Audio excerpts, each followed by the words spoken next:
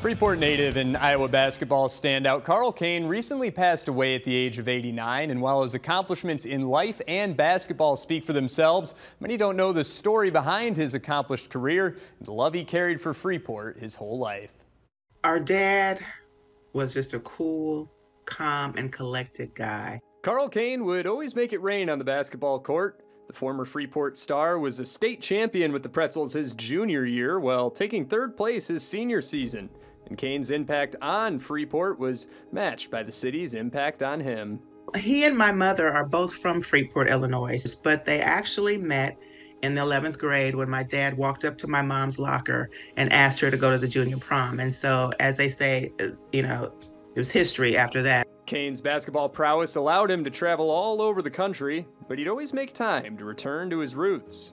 Dad, growing up, would always talk about Freeport being this picturesque, very pleasant place to grow up. And my sisters and I got to experience a lot of that because every summer we would spend our summers in Freeport. Cain made the immediate transition from Pretzel to Hawkeye, embarking on a legendary college career at the University of Iowa, earning All-American honors, playing in back-to-back Final Fours, and his legacy is still felt today, with his number 21 jersey hanging from the rafters. Even with all those accomplishments, the ex-Hawkeye hooper always stayed humble. He was always a forward thinker, like, those things are behind me, that's what I did back then.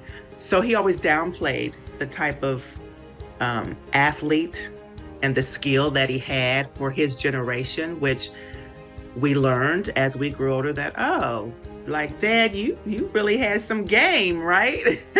You know. The accomplishments don't stop in college. Following the 1956 season, Cain went on to play for the U.S. national team, where he suited up with two NBA Hall of Famers, Casey Jones and Bill Russell. And they would play against Uncle Carl in the NCAA finals. And so they were used to seeing each other and they became friends. They loved connecting on basketball. And it was just, they watched out for each other. They watched out for other players and other people on the team. They just bonded as brothers. I guess that's the best way I keep saying it. An injury cut Cain's NBA career short, but always the forward thinker, the basketball icon didn't need hardwood heroics to make an impact off the court.